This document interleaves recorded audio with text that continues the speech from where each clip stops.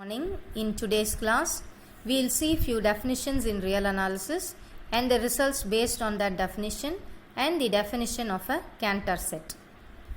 So for a metric space, we need a set X and a function D.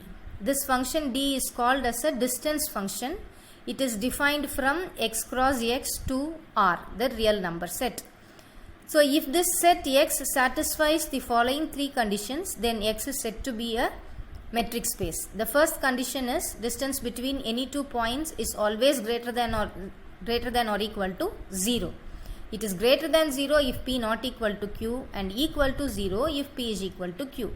Second condition is the distance between any two points are same. And the third one is the triangle inequality, namely D of P comma Q less than or equal to D of P comma R plus D of R comma Q for any R belongs to the set X. If all the three conditions are satisfied for a set X together with the function D, then this X is called as a metric space. So few examples for a metric space. So we'll define D in the set R in such a way that D of X comma Y is equal to modulus of X comma Y. This D satisfies all the three conditions. Hence this R is a metric and the special name for this metric is a usual metric. In R, we will define D like this. D of X comma Y is equal to 0 if X is equal to Y and equal to 1 if X not equal to Y. So if we are defining D such a way that D is equal to 0 for equal points and equal to 1 for two distinct points in R, then this type of metric is called as a discrete metric. The next one is the definition for open ball as well as a closed ball. So we will choose a point X in the Euclidean metric R power K with R greater than 0.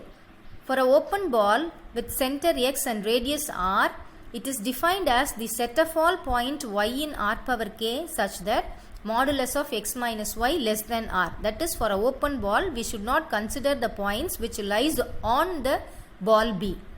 And for a closed ball, we need to consider all the points which lies inside and on the ball. That is, modulus of X minus Y less than or equal to R.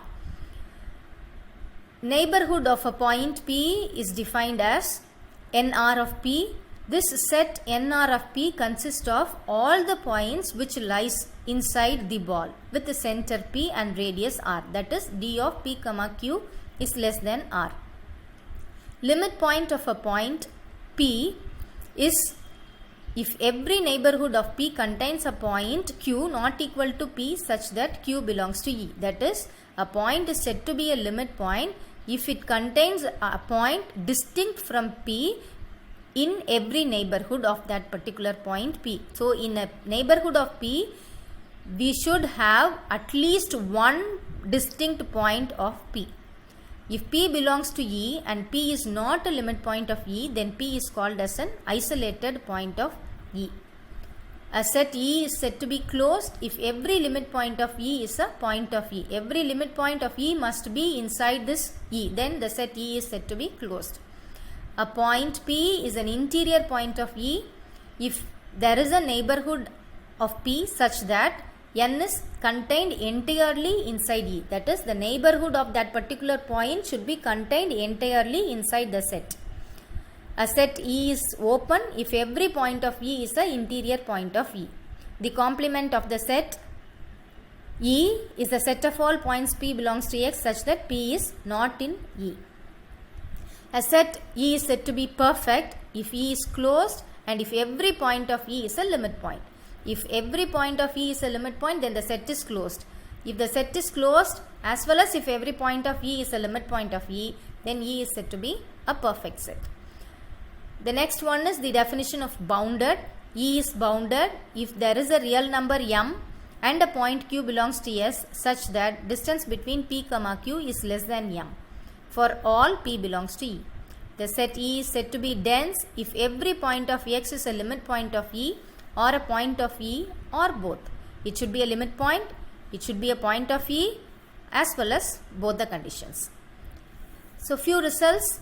Every neighborhood is an open set because we have defined the neighborhood with the help of the open set. If P is a limit point of E, then every neighborhood of P contains infinitely many points, because by the definition of a limit point, P, the neighborhood of P must contains at least one point different from P. A finite point set has no limit point, because if P is a limit point, then it should contains infinitely many points. So finite set cannot be doesn't have a limit point. The set E is open if and only if its complement is closed. Similarly, if a set is closed, its complement is open. Also, arbitrary union of open sets is open, arbitrary intersection of closed sets is closed, finite intersection of open sets is open, finite union of closed sets is closed. The next comes Cantor set.